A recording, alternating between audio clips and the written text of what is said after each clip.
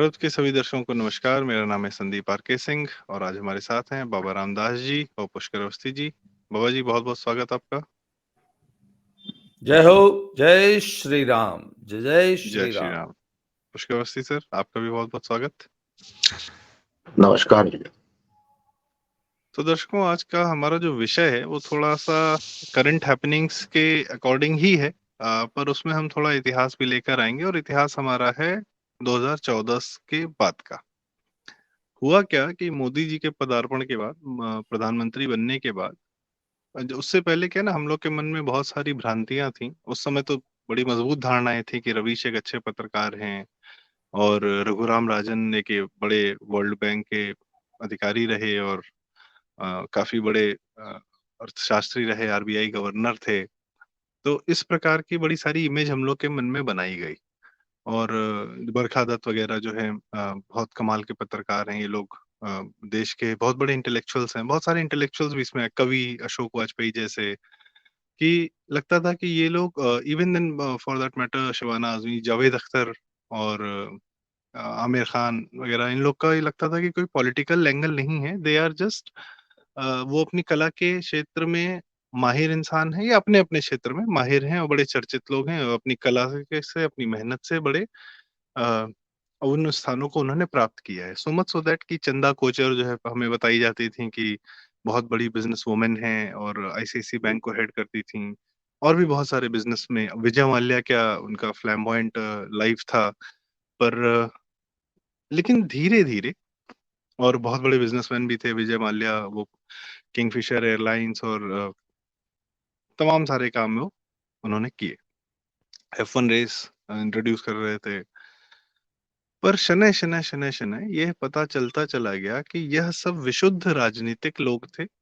कांग्रेस के समर्थन से जहां पहुंचना था वहां पहुंचे थे। कांग्रेस पार्टी के सरकार में इनसे बहुत सारे इन्होंने बहुत सारे कुकर्म किए और कई लोगों ने तो लीगल भी इलीगल भी काम किए, और उसकी वजह से उनको जेल जाना पड़ा या भागना पड़ा, देश छोड़ना पड़ा। और कई लोगों का धीरे धीरे, इलीगल काम नहीं किया पर उनकी विचारधारा धीरे धीरे धीरे धीरे सामने आती गई। इस पे हम अभी बात करेंगे उदाहरण से। तो आज मैं देख रहा हूँ श्री राम मंदिर के बनने के, जो अब प्राण प्रतिष्ठा का हमारा समय आया है 22 जनवरी 2024 का। तो इस प्रक्रिया में एक नई खेप निकली है, जो कि विशुद्ध भगवाधारी हैं और कुछ लोग उन्हें शंकराचार्य भी कह रहे हैं। हालांकि उनकी अपनी लीगल पोजीशन अभी डाउट में है, क्योंकि स्वरूपानंद जी क्या वसीयत करके गए थे उसमें भी झोल चल रहा है। जो भी है अभी कंफर्म नहीं, लेकिन दो लोग हैं पर्टिकुलरली, अभिमन्युश्वरानंद और एक और साहब हैं, उनकी भी चर्चा होगी। तो ये लोग बड़े खुल के ना ये निकल के आ रहे हैं कि मोदी को नहीं करना चाहिए या गलत हो रहा है। मतलब एक अजीबोगरीब भाषा का इस्तेमाल कर रहे हैं, भाषा भी सही नहीं इस्तेमाल कर रहे हैं, और जैसे लग रहा है कि अंदर से कुछ विषाद निकल रहा है या कोई किसी ने बहुत प्रेशर डाला कि तुम लोग बोलो, तुम बोलो ये, या पीछे से कोई, ये कठपुतलियां हैं जो पीछे से चलाई जा रही हैं। तो ये जो एक, ये भी इस समय काल की एक बड़ी अच्छी बात है कि इस तरीके का हिंदू धर्म के नाम पर हिंदुओं के जो प्रतिष्ठित पीठ थे वहां बैठे हुए लोग भी अपना चरित्र उजागर कर रहे हैं कि वो एक्चुअली में क्या है।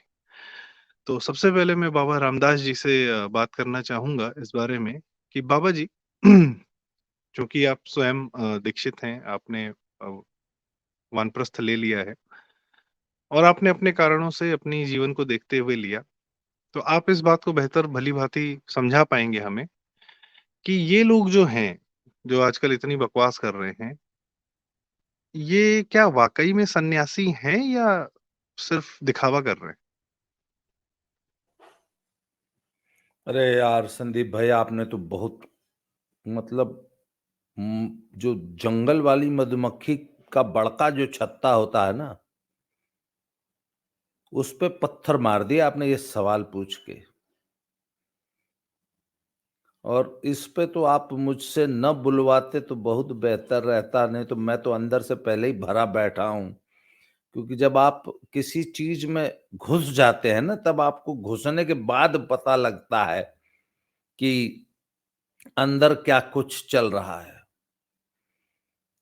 और सर, मैं तो अपनी जीवन की कॉम्प्लिकेशंस को कम करने, अपनी लाइफ में जो हम सारी जिंदगी बैगेज लेके चलते हैं उसको कम करने, in fact I wanted to shed my baggage ना।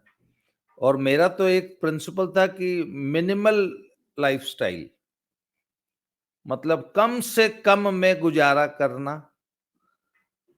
और कुछ समय समाज को भी देना। सारी जिंदगी तो बीवी बच्चों की सेवा की ही है, तो अब कुछ समय समाज के लिए लगाया जाए, इस उद्देश्य से हम तो वानप्रस्थ में आए हैं। पर सर, अंदर आके जब देखा है, मैं आपको एक ही इंसिडेंट बताऊंगा। एक संतों का समागम हो रहा था, अब उसमें हमको इनवाइट कर लिया एज ए स्पीकर।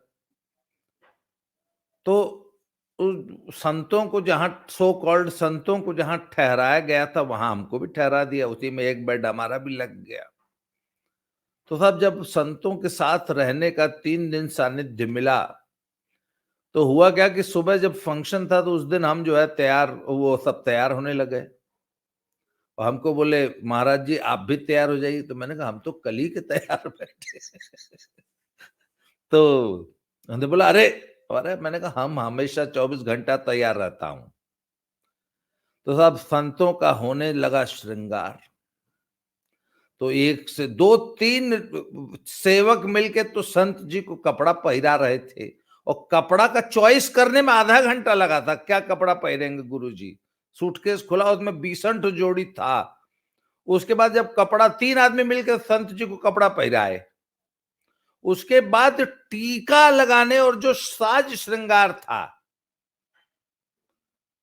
माथे पे टीका लगाने का मतलब आजकल की पार्टी गोइंग मेहरारू इतना टाइम नहीं लेती इतना संत जी तैयार होने में टाइम लिए थे। तो हमसे पूछा आप नहीं तैयार होंगे? तो हमने सर एक गमछा ऊपर लपेटा, एक धोती नीचे लपेटी, हम कहे चलो। वही मैली कुचैली बिना प्रेस की जो 2 दिन से पहनी थी यात्रा में, वही पहन के हम चले गए, जाके मंच पे बैठ गए। तो मैंने कहा यार बड़ा आडंबर है, बाबा डम में भी इतना श्रृंगार करना पड़ता है। बोला आप तो तिलक तक नहीं लगाते हैं। अरे मैंने कहा ठीक है यार। तो सर, इसलिए इससे ज्यादा मत बुलवाइए। आपने कहा ये सब सचमुच संत हैं कि नहीं है? सर, गृहस्थ ज्यादा बेचारा, हिंदुस्तान के गृहस्थ तो बहुत सीधे साधे हैं। अगर आप गांव में चले जाइए, इतनी सिंपल लिविंग है और इतनी हाई थिंकिंग है हमारे सामान्य गृहस्थ की। इन सो कॉल्ड संतों से तो भगवान बचाए, हे भगवान। कोई हिंदुस्तान का ऐसा मठ नहीं है जिसपे कब्जा करने के लिए भयानक षड्यंत्र न चल रहा हो, जो कि सास बहू के सीरियल में, एकता कपूर के सीरियल में जो षड्यंत्र चलते हैं ना सर, मठों और इनके उनमें जो षड्यंत्र चल रहे हैं उसका 1% भी नहीं है एकता कपूर के सीरियल में। और कितने घरों में आपने गोली चलते देखी है संपत्ति के लिए, बाप ने बेटे को गोली मार दी हो? ऐसा कोई मठ नहीं है सर जहां पे चलवा जो है गुरुजी को गोली मारने के लिए तैयार ना बैठा हो या मार न दिया हो संपत्ति पे कब्जा करने के लिए। और ऐसा कोई मठ नहीं है जिसपे सैकड़ों मुकदमे ना हो, और एक दूसरे को, चेलवा सब एक दूसरे को काटने के लिए क्या क्या घिनौना षड्यंत्र करता है। छोड़िए, मत बुलवाइए। तो सर, संतई पे तो न कुछ कहा जाए तो बेहतर है। सर, हम आपका मतलब है जो ये एक स्ट्रक्चर्ड जो फॉर्मेट है मठों का या उन सब का, शायद आप उसकी बात कर रहे हैं। संत लोग तो आम जीवन में भी बहुत लोग हैं जैसे आप बता रहे हैं, सर, और कई सारे जी दीज आर बिजनेस हाउसेस। जिनको आप लोग मठ और ये सब बोलते हैं ना, दीज आर बिजनेस एम्पायर्स। और उसमें स्टेक होल्डर्स हैं, उसमें उत्तराधिकार की लड़ाई है, कब्जे की लड़ाई है, मुझको ज्यादा बड़ा हिस्सा मिले, उसको बड़ा बहुत। चलिए ठीक है, लेट्स नॉट गो एस्ट्रे। हाँ, तो लेट्स अभी आप कम करंट टू पे द बता मेन रहे थे। पॉइंट। लेट्स जी come to the main point. Sir आपने कहा ना कि हिंदू धर्म का पुनर्जागरण हो रहा है, this is a sort of renaissance. जी। सर इसमें जो सबसे बड़ा रोल मैं मानता हूं ना सर, वो बाई चांस ऐसा हुआ कि हिंदुस्तान में एक ऐसी लीडरशिप तैयार हुई। सर वो बात यह है कि आपने देखा होगा बीज जो है वो साल भर तक मिट्टी में दबा हुआ पड़ा रहता है। वो दलदली जमीन में एक चावल होता है, उसको तिन्ना बोलते हैं। वो धान के सीजन में होता है, फिर झड़ जाता है मार्च अप्रैल में, सॉरी अक्टूबर नवंबर में वो झड़ जाता है और 8 महीना उसी दलदली मिट्टी में पड़ा रहता है, नहीं जर्मिनेट होता। फिर वो आके जून जुलाई में ही जर्मिनेट होता है, 8 महीना उसी दलदल में पड़ा रहता है। तो सर वो पता नहीं प्रकृति का ऐसा कौन सा क्या चेंजेस आते हैं, अनुकूल समय जब उस बीज को मिलता है तभी वो है अंकुरित होता है, पल्लवित पुष्पित होता है। सर मुझे लगता है कि हिंदुत्व के लिए ये पता नहीं कौन सा ग्रह नक्षत्र भगवान ने तय किए थे कि एक तरफ मोदी जैसी लीडरशिप का उदय होना, दूसरे हिंदुस्तान में नहीं वर्ल्ड में इंटरनेट और सोशल मीडिया का प्रादुर्भाव, इन दोनों ने मिलकर सर हिंदुइज्म के पुनर्जागरण में बहुत बड़ा रोल प्ले किया है। और ये जितने लोग आज एक्सपोज हो रहे हैं और ये जितनी चर्निंग हो रही है और ये जितनी खलबली मची है, और आज हिंदुस्तान का बच्चा बच्चा जो हमारा युवा है वो जो जागृत हो रहा है, उसमें हमारी देश की पॉलिटिकल लीडरशिप और सोशल मीडिया का बहुत बड़ा रोल है। आगे जब हम इसको अभी डिस्कस करेंगे, इस चीज को एलाबरेट जी। करेंगे, तो जी। जी आप आगे बातचीत को मैं बढ़ाइए, आगे इस पे चर्चा हाँ, होगी। मैं ये कह रहा था, चूँकि आपने वो तिन्ने के चावल की बात की जो अनुकूल समय पर जो है क्या कहते हैं उगता है, तो इस उदाहरण से प्रकृति के मुझे एक और पेड़ की याद आई। पेड़ कह लीजिए, घास कह लीजिए, कुछ भी कह लीजिए, बाँस। तो बाँस के साथ क्या है सर कि वो जब 4 साल जो है ना वो सीधा उसका ऊपर में कोई कोपलें भी नहीं दिखती हैं, ज़मीन के ऊपर, जब बाँस लगाया जाता है। पर वो जिस दिन उगता है फिर वो 30 दिन के अंदर या 90 दिन के अंदर वो अपनी पूरी ऊँचाई को प्राप्त कर लेता है। बहुत तेज़ी से बढ़ता है, 20, 30 फीट, 40 फीट। तो हिंदू धर्म भी है कि उसकी अपनी जड़ें इतनी गहरी हैं, अब जब वो बाँस बन के निकला है, तो बहुत जगह पे घुस गया है सर। और जहाँ घुसा है वहाँ से फिर अजीब-गरीब आवाज़ें आ रही हैं और कुछ लोग तो मेरे ख़्याल से इस 20 फीट 30 फीट ऊँचे बाँस पे जाके बैठ गए। जैसे एक होता है ना उड़ता तीर लेना, तो आदमी उड़ता तीर नहीं ले रहा है, इस बाँस पे बैठ गया है। तो पुष्करदा मैं आपसे भी जानना चाहूँगा कि ये लोग को पता नहीं चल रहा है कि ये लोग क्या कर रहे हैं, या हिंदू धर्म या श्री राममय माहौल के खिलाफ जाने की कोशिश कर रहे हैं, या ये जनता को इतना बेवकूफ समझते हैं कि ये जिस पीठ से बैठ गए हैं, अगर कुछ कह देंगे तो जनता मान जाएगी, सुन लेगी, या ये पिट्ठू हैं, दीज आर पपेट्स। संदीप, बात यह है कि ये लोग जो हैं कि जड़ें ही नहीं, इनकी जड़ कटी हुई। ये एक अलग दुनिया में ही थे, अलग भारत में ही थे, अलग तरीके का एक उनका वो बना था, कोकून बना था, उसमें थे। और थोड़े समय के लिए नहीं थे। ये कहानी देखा है तो शताब्दियों की कहानी। ये शनै शनै होता गया और आज जब झंझावत आया है, जिसको मैं विप्लव काल कहता हूं, जिसमें हर चीज उलट पलट रही है, तो उस वक्त जो है इनकी बौद्धिक क्षमता भी नहीं है कि इस बदलाव की तरफ जो है देख सके। जैसे अंधड़ चलती है ना, तो आप जो है अंधड़ की तरफ आंख नहीं कर पाते, आप सर झुका लेते हैं या मुंह मोड़ लेते हैं ताकि आंख कान नाक में जो है रेत ना जाए। तो ये इनकी स्थिति है। तो मैं समझता हूं कि इनकी जो है जो भी पैराफिनेलिया बना था, जो परसेप्शन था, जो उनका आभा मंडल था, ये आभा मंडल पहले से बना था और उसके बाद विशेषता जो है 1947 15 अगस्त के बाद उसको जो है शासक वर्ग ने जो सत्ता में थे और जो उन्होंने तंत्र व्यवस्था बनाई थी, उसमें इस आभा मंडल को जो है इतना समाहित किया कि स्वयं वो तंत्र के आभा मंडल में अंदर आ गए। अब जो है झसकोर के उठ रहे हैं, चीजें आ रही हैं, तो जो है समझ में आ रहा है कि उनकी सनातन के प्रति, धर्म के प्रति, हिंदुत्व के प्रति जो भी उनकी बौद्धिक क्षमता है वो उतनी ही छिलछिली है जितना आज जो है पुरानी व्यवस्था का छिछलापन सामने दिख रहा।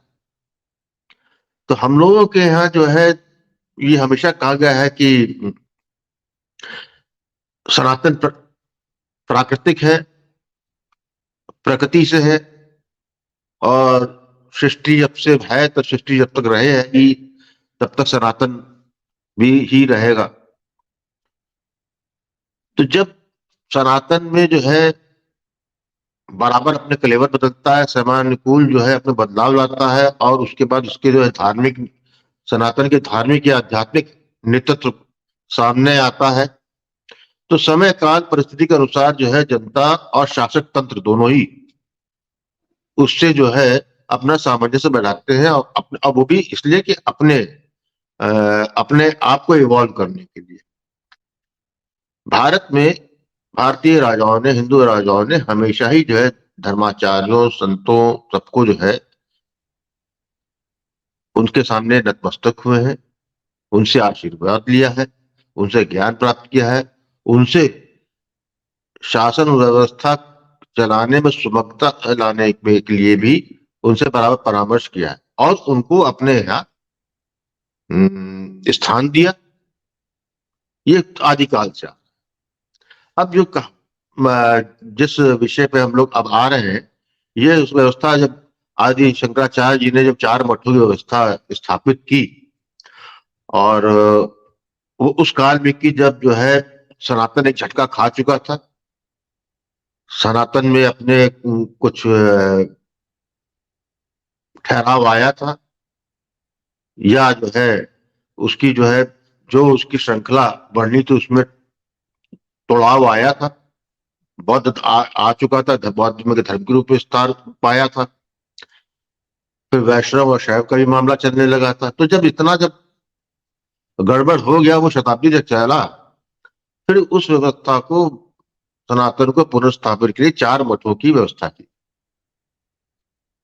और निश्चित रूप से वो इसीलिए की गई थी कि वो जो है भारतीय महाद्वीप जो इतना विशाल था, जहां पर हर जगह फैला था, जहां पे हर भौगोलिक स्थिति के अनुसार जो है व्यक्ति विशेष समाज में अलग अलग पंथ था, लेकिन क्योंकि सनातनी एक मूल स्रोत था, तो उस स्रोत में जो है समयानुकूल सनातन को रखने के लिए, सनातन को जो है व्यवस्थित करने के लिए, और सनातनी परंपराओं का समाज में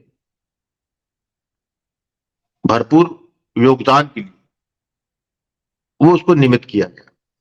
दुर्भाग्य यह हुआ कि जब मुगल कालीन के बाद जो है अंग्रेज आए, और उसके बाद जो है हम लोगों को फिर शंकराचार्यों की जो है नहीं पता चलती, उस पर ना उतना लिखा गया उसके बारे में किसका क्या योगदान था, लेकिन जो भी था उसमें एक चीज समझ में आती है कि भारत में दासत्व के विरुद्ध, भारत के आक्रामकों के विरुद्ध, भारत में उस वक्त चाहे हो रहे धर्मांतरण को लेके, उसमें जो है बिल्कुल शंकराचार्यों की 4 मठों की कोई विशेष भूमिका कहीं भी सामने नहीं दिखती।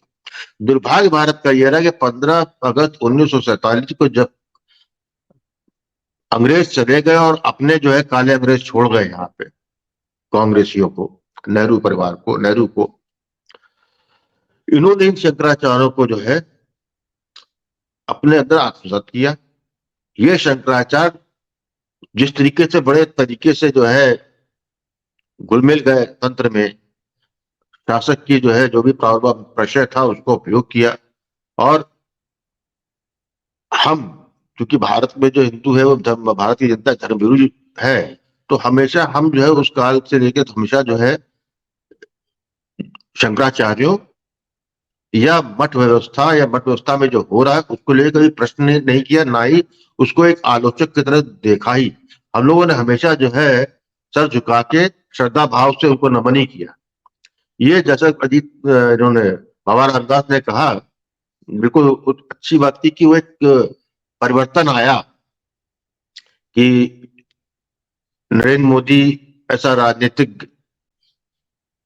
का उदय हुआ, और साथ में जो है संचार व्यवस्था में इंटरनेट और सोशल मीडिया की भूमिका आ गई। उससे जो है हम लोगों का दिव्य ज्ञान, दिव्य चक्षु जी खुले। जी और पहली बार हमको ये लगा कि हम जो है जिन जो परसेप्शन पे हम जी रहे थे, या जो छवि को हमको दिखाया गया था, या जो हम छवि पीढ़ी दर पीढ़ी मानते रहे, वो सही नहीं। लेकिन उसको जी उसको भी जो है उस पे भी जो है कुठारघात करने के लिए, उसको छेड़ने के लिए भी एक लंबा समय लगा। आप तुरंत कुछ नहीं करते। जी आज की स्थिति ये है कि जिस तरीके से राम लला के प्राण प्रतिष्ठा के निमंत्रण को ले, जबकि जो है सहज भाव से हर हिंदू को यही समझ में आ रहा था कि ये हो रहा है, तो सभी हिंदू जो है, विशेषकर वो हिंदू जिनको हम धर्मगुरु कहते हैं, जो हमारे आचार्य हैं, जो हमारे सनातनी व्यवस्था के हम हैं, उनकी तरफ से जो है बड़ा ही यशोगान किया जाएगा। लेकिन जो है बहुत जल्दी समझ में आ गया कि ये यशोगान की जगह जो है आलोचना, आलोचना के साथ साथ वो आलोचना व्यक्ति विशेष, दल विशेष, और इस बात को एहसास ही नहीं करना कि 5 शताब्दी के बाद सनातन जो है सुप्तावस्था से जागृत अवस्था में जा रहा है, उसकी तरफ जो है बिल्कुल ही संवेदनशील ना होना। तो अब समझ में जी ये आता है कि ये असंवेदनशीलता उनके अंदर थी, क्योंकि वो इतना नम्ब हो चुके हैं चीज से कि हम एक साधारण, जैसे गृहस्थ आश्रम के बल वाली बात गृहस्थ लोगों की है, हमको समझ में आ रहा है कि एक नया युग की शुरुआत है, नए काल की शुरुआत है, नए सनातन की शुरुआत है, नए हिंदू के ओज की शुरुआत है, नए भारत की शुरुआत है। लेकिन ये जो लोग बैठे हुए जो आलोचना कर रहे हैं, ये जो है इस तरीके से शताब्दियों की, क्या बोलूं उसको मैं, वहां कुंद हो चुके हैं कि उनको इसका प्रभाव ही नहीं पड़ रहा है। वो जी इतने ही इतने सूक्ष्म है, इतने कहूंगा कि नेपथ्य में जा चुके हैं कि वहां पे उनको इसको एहसास ही नहीं है। ये वो लोग हैं जो जी इस पद की गरिमा के लायक नहीं है, लेकिन तंत्र ने अपने फायदे के लिए, अपने भाग लिए, और ऐसे को व्यवस्था को मंडित किया, रखा। तो जो आज जो जी चिल्लाहट हो रही इसलिए है कि उनको ये मालूम है कि 22 जनवरी 2024 के बाद उन ऐसे लोगों का भारत में हिंदुओं के बीच ना वो मर्यादा रह जाएगी, ना वो मान रह जाएगा, ना उनकी रिलेवेंस रह जाएगी, और ऐसे लोगों का भविष्य में कोई भविष्य सामने दिख भी नहीं रहा। तो ये जो कुछ भी हो रहा है, ये क्रंदा और ये आलोचना और ये रोना गाना और ये पद की गरिमा के विरुद्ध जो शब्द वो उपयोग कर रहे हैं, वो यही दिखाता है कि सनातन स्वयं अपने में करवट ले रहा है। और ये जब करवट लेगा तो ऐसे ही जितने मैं कहूंगा कि जो सनातन पे बोझ थे, वो जो है सांप की बड़ी केंचुए बात के तरीके से वो हट जाएगा, और हम एक कुछ समय में, एक दशक के बाद में एक नए रूप में नई चीज देखेंगे। बड़ी बात बड़ी बात।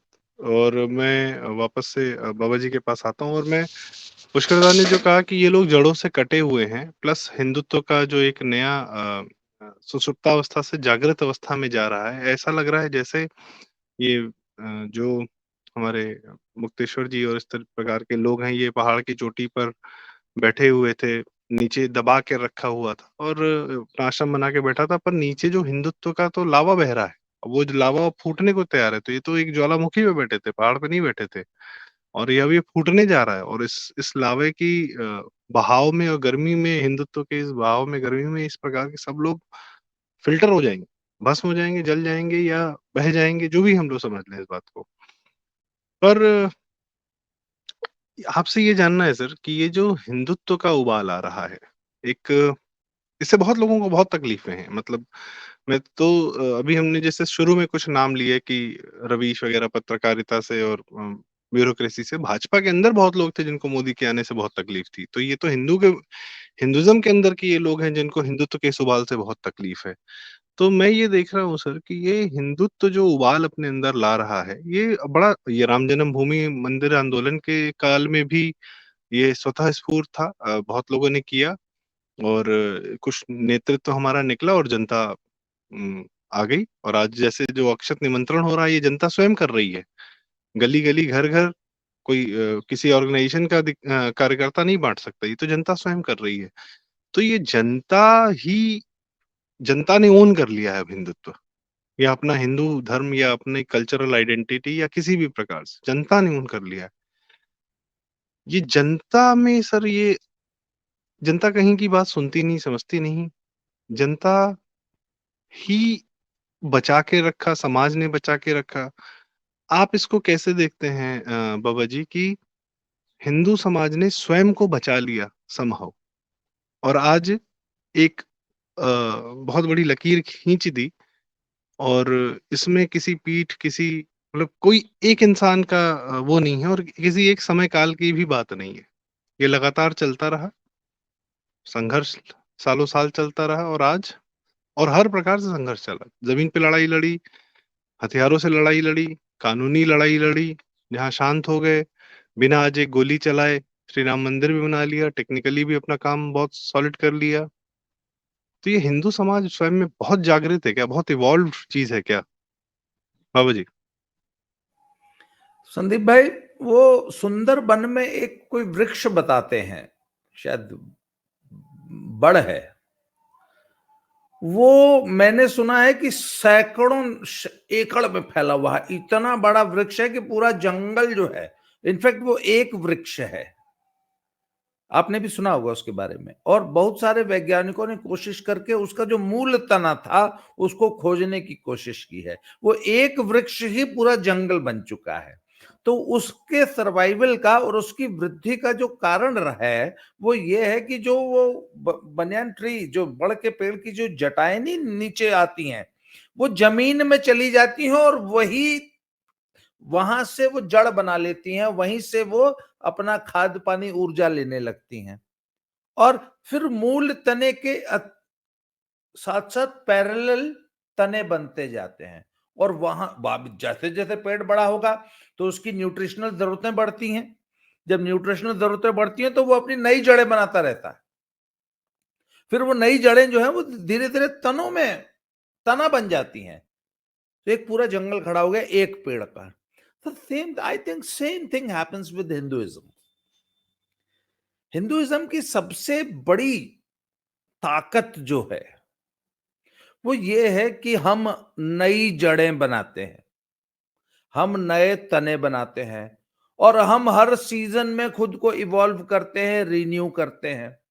हमारी हर सीजन में पुराने पत्ते हम झाड़ते हैं, हमारी नई कोंपलें आती हैं, हमारा नई नई त्वचा आती है। इसलिए हम हर साल रिफ्रेश होते हैं। हिंदुइज्म खुद को इवॉल्व करता है समय के साथ, इसीलिए यह कभी पुराना नहीं पड़ता, हमेशा नया है। आप ये बताइए ना कि पिछले हजारों सालों के इतिहास में कितने आक्रमण झेले, कितनी मतलब बड़े बड़े सूरमा आए जिन्होंने हमको धर्मांतरित करने की कोशिश की। इसके बावजूद आज भारत में 1.5-2% ही तो क्रिश्चियनिटी अब तक कर पाए इतने सालों में, है? कितने इतने सालों की लोग कहते हैं 1400 साल से इस्लाम के हमले हम झेल रहे हैं। कितना इस्लामिक प्रसार हुआ देश में। तो सर बात पता है क्या है, हिंदुइज्म को ऐसे डिजाइन किया गया है कि ये हर झटका बर्दाश्त कर लेगा एंड इट रिपेयर्स इटसेल्फ। इसके अंदर सेल्फ हीलिंग मैकेनिज्म है। इसके अंदर अगर कोई बीमारी पैदा भी होती है तो उसको वो अपने आप धीरे धीरे सिस्टम से हटा के खुद को हील करता है। मैं आपको एक बड़ी मजेदार बात बताऊं, संत जरनैल सिंह भिंडरांवाला, वो संत इसलिए मेरे मुंह से निकलता है क्योंकि यहाँ पंजाब में रहते हैं तो सब लोग, वो अपने भाषणों में हमेशा एक बात कहता था कि इस हिंदुइज्म से बच के रहो, इस हिंदुत्व से बच के रहो, ये वो अजगर है जो तुम्हें एक दिन लपेट के खा जाएगा। वो बड़ा समझदार आदमी था। उसने इतिहास पढ़ा था कि हिंदुइज्म से बुद्धिज्म निकला और अंत में वापस हिंदुइज्म में ही समा गया। तो हिंदुइज्म से सिखिज्म निकला है और अल्टीमेटली इसको इसी में वापस आना है। तो अपने इस भविष्य को लेकर ना वो हमेशा चिंतित रहते हैं कि यार हम हिंदू, अच्छा वो जानते वो भी हैं कि निकले हम भी हिंदुइज्म से ही हैं और वापस इसी में समा जाना है, ये प्रकृति का नियम है। सर एक बात बता दूं आपको, समय लगेगा और वो अनुकूल माहौल तैयार हो गया है। मेरी बात को आज नहीं, आज से 10, 20, 50 साल बाद लोग याद करेंगे। हिंदुइज्म से जो निकला है भारत देश में, उसको वापस हिंदुइज्म में आना है। तो चाहे वो ये नव क्रिश्चियंस हो, कन्वर्टेड राइस बैग्स, चाहे ये भाईजान लोग हों, सर इनकी कोई गति है ही नहीं हिंदुइज्म में वापस आए बिना। क्यों?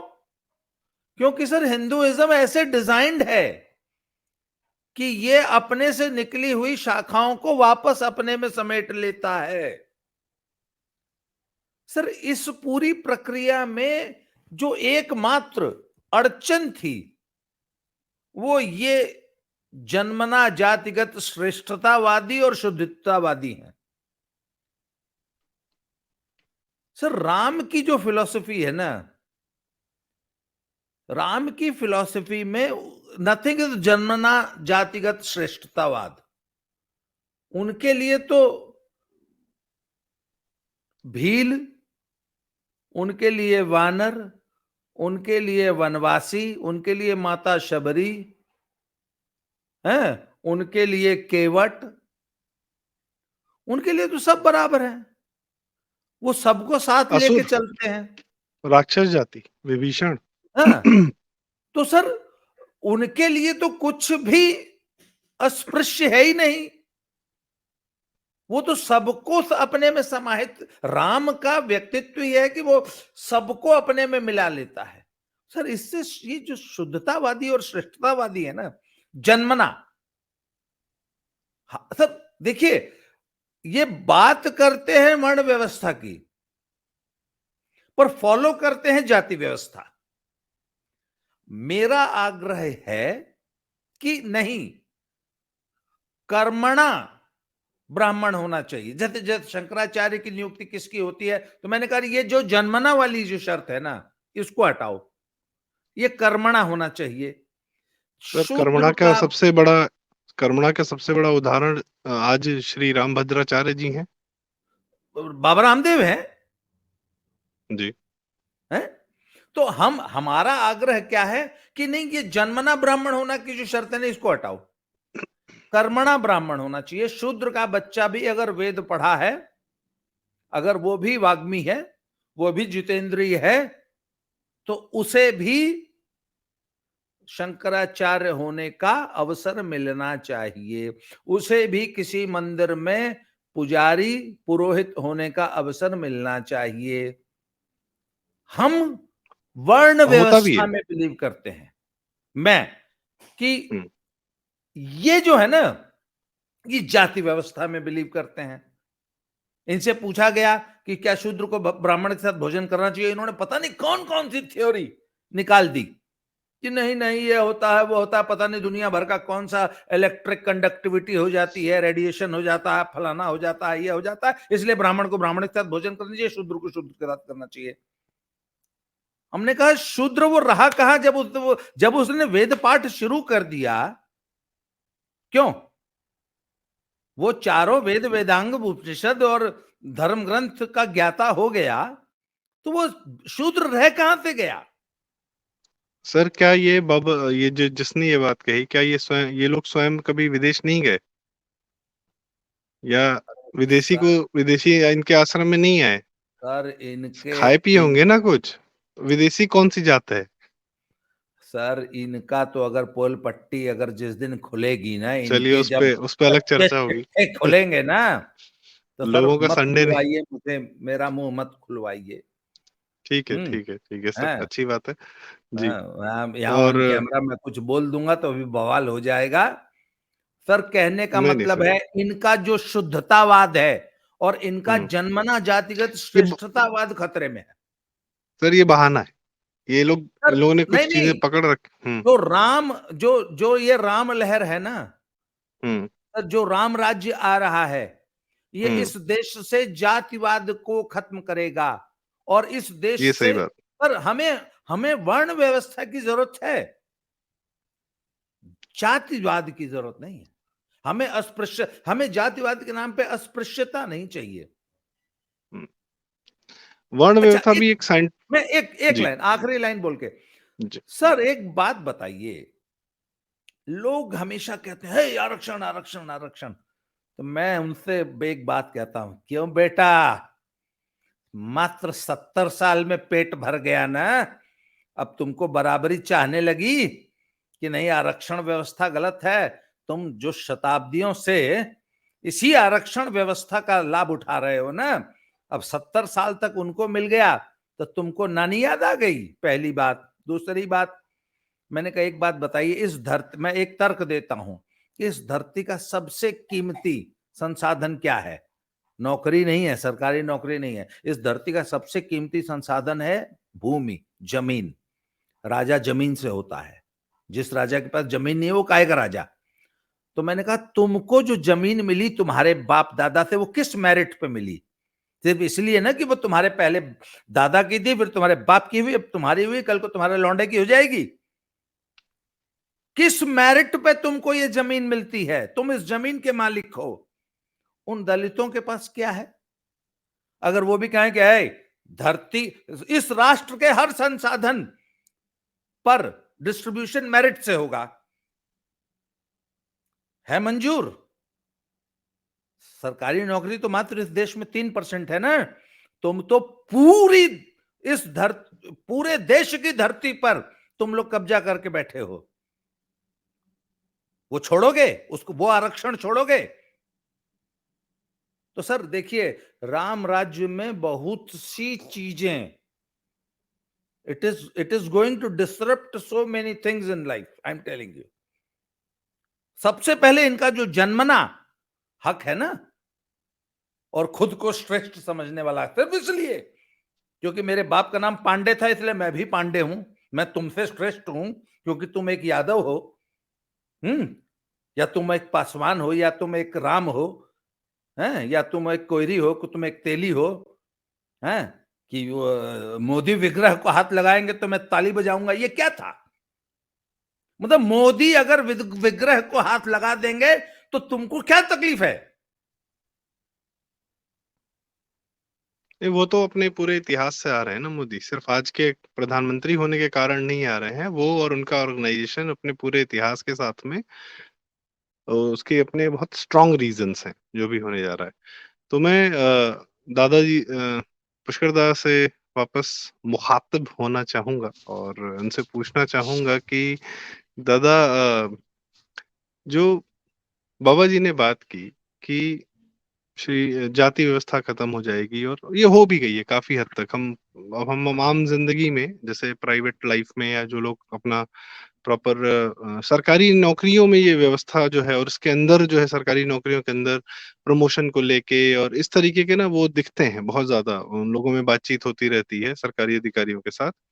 तो वो चूंकि सरकारी नौकरियों के अंदर प्रमोशन, रिजर्वेशन की प्रक्रिया और प्रमोशन की प्रक्रिया जो है आरक्षण के माध्यम से होती है, तो वहां वो एक ना द्वंद बना रहता है लोगों के बीच में। वहां लॉबीज बनी रहती हैं, कायस्थ लॉबी है, ब्राह्मण लॉबी है, ये लॉबी वो लॉबी। तो वो हम जानते हैं यूपी में ये सब होता रहा है। थोड़ा बहुत कॉलेजेस में चूंकि वहां पे भी कुछ लोग रिजर्वेशन के थ्रू जाते हैं, तो ये द्वंद वहां पे बना हुआ है, वो एक अलग मैटर है। पर नॉर्मल लाइफ में जो आदमी आदमी अपनी जिंदगी जी रहा है, नॉर्मल व्यापार कर रहा है, या कहीं नौकरी कर रहा है प्राइवेट में, वहां चूंकि ये सब का पैरामीटर नहीं होते हैं, तो ये मायने भी नहीं रखता है। खैर, तो मैं ये भी जानना चाह रहा था कि ये तो एक विशुद्ध शुद्धिकरण जो है हिंदुत्व का अपने आप चल रहा है, ये जातिवाद भी बह जाएगा। जो हिंदुत्व के अपने जो भी प्रॉब्लमेटिक एरियाज थे या फॉल्ट लाइंस थी, तो ये तो इस लहर में ये तो सब बहने वाले हैं ना दादा। इसको आप कैसे देखते हैं कि ये कुछ कुछ जो हमारे फॉल्ट्स थे श्री राम मंदिर के बनने पर और श्री राम जन्मभूमि तीर्थ क्षेत्र न्यास के बनने पर, मैं तो अभी उसका कार्य देखना, मतलब मैं I am very excited to see their work, what they are going to do next. तो उनके उनको भी पता है, उन्होंने भी जीवन जिया है, वो भी देखेंगे कि उन्हें क्या कुछ सुधारना है, क्या क्या करना है, पैसे का जो धन आएगा श्री राम मंदिर में, उससे हिंदुत्व के उभार के लिए क्या क्या कर्म करने हैं। तो कौन कौन सी फॉल्ट लाइन्स अभी दूर होने जा रही हैं दादा? देखिए, ऐसा है कि जैसे मैंने अपनी जब पिछली बार मैंने बात अपनी खत्म की थी, तो उसमें मैंने यही कहा था कि ये ट्रांजिट फेज है, विप्लव काल है, जहां से बदल रहा है, एक नई करवट ले रहा सनातन अपने आप में कलेवर बदल रहा है। और उसके साथ जब सनातन की बात करता हूं तो उसके साथ समाज अंतर्निहित है। तो जो भी हमारी फोर्थ लाइन थी, ये तो हमारा ये यही तो जो बाबा रामदास जी ने कहा कि ये जो हमारे यहाँ जो मैकेनिज्म है हिंदुइज्म का, सनातन का, कि हम जो है सेल्फ इन्फ्लिक्टिंग वुंड को जो है अपने आप ही उसका जो है इलाज करने में सक्षम है। हाँ, ये अलग बात है कि काल प्रस्तुति देखते हुए उसमें एक समय काल जो अपनी व्यवस्था अलग करता है। तो यहाँ पर जो 22 जनवरी 2024 काल ने तिथि तय की, वो एक मार्किंग है, प्री 22 जनवरी 2024 और पोस्ट 22 जनवरी 2024। जो परिवर्तन है वो परिवर्तन में पिछले 10 साल में 9 साल में होता हुआ देख रहा, और ये परिवर्तन के राजनीतिक नहीं है, ये सामाजिक स्तर पे भी है। तो इसके बाद इसलिए ये नहीं कह सकते कि इसके बाद क्या है। ऑलरेडी ये एक फॉर्मेशन चल रहा है, ये एक ट्रांजिट फेज चल रहा है। और यदि ये फेज नहीं चल रहा होता बदलाव का, तो ये जो है इतना जो है रोना गाना क्रंदन आक्रोश नहीं दिखता, और ना ही सामान्य जन से ऐसी प्रतिष्ठित लोगों पे प्रश्न चिन्ह उठाना, प्रश्न खड़ा करना, उनसे उत्तर की अपेक्षा करना, और उनको ज्ञान भी देना कि आपको ये करना है। ये तो असंभव था सोचना 10-12 साल पहले। अब इसी के परिणाम जो है अगले दशक में मैं तो बहुत स्थूल जिसे बोलता हूं परिवर्तन, वो तो 2030 के आपको साफ दिखने लगे। जहां तक विशेष तौर पे पूछा गया है तो आपने कि जाति व्यवस्था ऑलरेडी डगमगा रही है। जाति व्यवस्था का जो आज सारा प्रपंच जो है पिछले 7 दशकों से जो फैला है, वो सरकारी नौकरी क्या ही एक था, वही एक कहना चाहिए कि वही एक पोडियम था। और उसी से ही जब जो है 70 के दशक और 80 के दशक में इसका हुआ, तो उसी का जो है कुप्रभाव भी सामने आए। क्योंकि जो वंशागत जो व्यवस्था में जो एक प्रस्तर पहाड़ ऐसी जो है भूमिका लिए हुए था, वो जो है चरमाने लगा। और उसका 2-3 दशकों में हमने उसका प्रभाव आते हुए देखा है। जाति व्यवस्था, ये जो ट्रांजिट फेज के बाद जो समाज में, क्या जो विश्व में उथल पुथल होनी है, जो टकराव होने, जो टकराव का, सभ्यताओं का टकराव होना है, राष्ट्रों का टकराव होना है, सोसाइटी को उसमें इवॉल्व होना है, और उसमें जो है बहुत सी सभ्यताएं, बहुत से समुदाय, बहुत से राष्ट्र, जो वर्तमान में जो स्थिति है उससे उनका परिवर्तन होगा अगले 1 दशक में, चाहे वो भौगोलिक रूप से हो, विचारधारा के तौर पे हो, या समाज या समूह का जो चरित्र है उसके बदलाव को। तो ऐसी अवस्था जब भी बदलाव सृष्टि में इस तरह का जो बदलाव होता है, जैसे कि तगड़ी सुनामी आती है, या जो भयंकर भूकंप आता है, और जमीन जो है ऊपर नीचे होती है, उसके बाद शांत होती है, और शांत होने के कुछ समय बाद जो उसमें नए निर्माण होते हैं, नए जंगल उगते हैं। तो ये वो समय पे है कि जब हम भूकंप में ही है। अभी भूकंप की तीव्रता जो है अभी लोगों ने महसूस नहीं की है। अगले कुछ सालों में आप उसको महसूस करिए, भारत का समाज इसको महसूस करेगा हर तरीके से। और उसके बाद में बहुत ही मुझे विश्वास है इस बात का कि सरकारी नौकरी ही अपने आप में 2 दर्जे की हो जाएगी। जिस जिस तरीके के परिवर्तन 2024 के बाद मैं देख रहा हूं, उस परिवर्तन में मुझे बड़ा स्पष्ट है सरकारी नौकरी का लोभ, जिस लोभ ने पूरी पूरी युवा जनरेशन बर्बाद कर दी। अच्छे खासे कर्मठ लोग यूपीएससी का इलेक्शन वो एग्जाम निकालने में बर्बाद हो गए। जो उनमें नर्सरी, उनमें जो ऊर्जा थी, जो उनमें टैलेंट था, जो उनमें प्रतिभा थी, वो सरकारी नौकरी की इच्छा के हाथ बलि चढ़ गए। वो परिवर्तन सामने आपको मुझे आता दिख रहा है, और जी जी जहां इसका महत्व खत्म होगा वहीं पे आपका सेल्फ एंटरप्रेन्योरशिप, स्वयं का स्वयं, उसकी स्थापना आपको, जो कि पहले थी हमारे यहाँ। और हम वाकई दोबारा जो है, जो एचयूएफ वाली धारणा थी कि जो पारिवारिक उद्योग या व्यापार होता था, जिसको कि जो है पिछले 30 कुछ दशकों में जो है बिल्कुल ही बैकग्राउंड चला है, क्योंकि मेटलिस्टिक वर्ल्ड में चले गए हम लोग, क्योंकि हर चीज western orientation, western ideology, western business एक्यूपमेंटशिप उसमें। तो इसलिए जो हमारा परंपरागत जो था वो हमने खो दिया। वही हमें लगता है रीडिस्कवरी का टाइम है।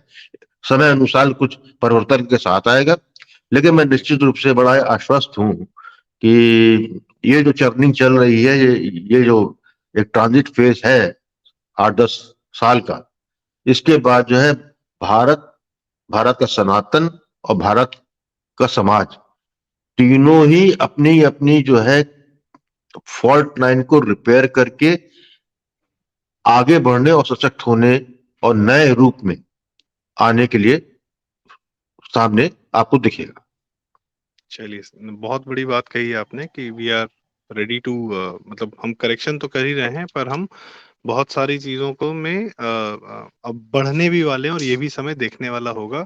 और आज अवनीश सर भी आज हमारे साथ जुड़ गए हैं, थोड़ा देरी हुई, पर सर बहुत बहुत स्वागत। और चूंकि आप जी विषय नमस्कार, जानते ही धन्यवाद। हैं कि, और इस पर मैं आपका एक कमेंट लेता हूँ कि श्री राम सब शुद्धिकरण कर रहे हैं सर, पूरे हिंदू समाज का।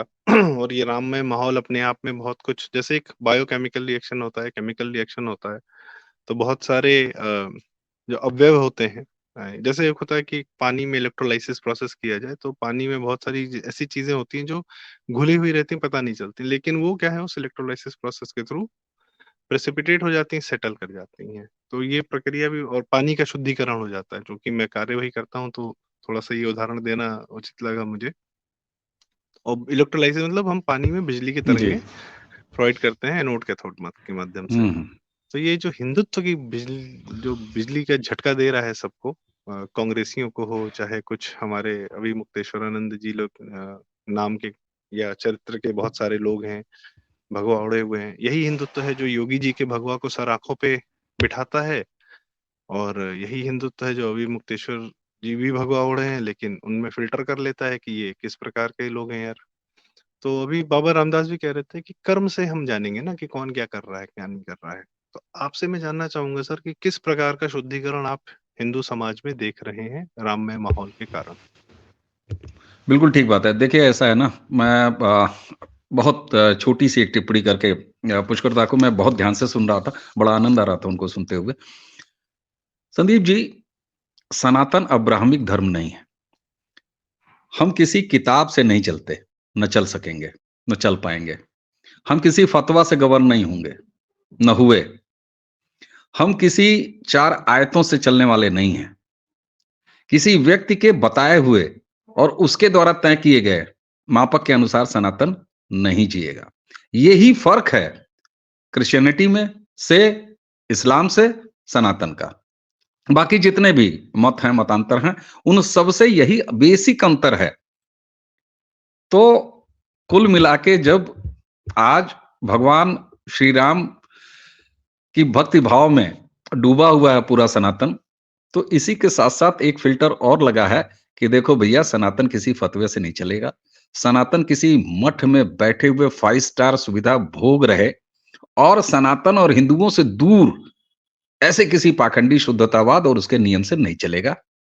तो ये कुल मिला के ये कहिए कि प्रभु राम की कृपा है कि इसी अवसर के साथ एक बृहद और विशाल स्तर पर सनातन की जन साक्षरता मिशन भी पूरा हो रहा है, जन जागरण भी हो रहा है। और न सिर्फ जन जागरण हो रहा है, बल्कि सनातन रिएक्ट कर रहा है। आज देखिए ना, अभी मुक्तेश्वरानंद जैसे लोगों के आगे शंकराचार्य लगाने को तैयार नहीं है, ना इसका कोई अनैतिक व्यवहार सामने आ रहा है, क्योंकि आपका व्यवहार क्या है आप पहचाने जा रहे हैं। इसलिए सनातन का काजी बनने की हिम्मत मत करिए। सनातन नई अवधारणा रखता, वो आपके बनाए नियमों से नहीं चलेगा। सनातन सनातन धारा है, वो इसी तरह चलेगा।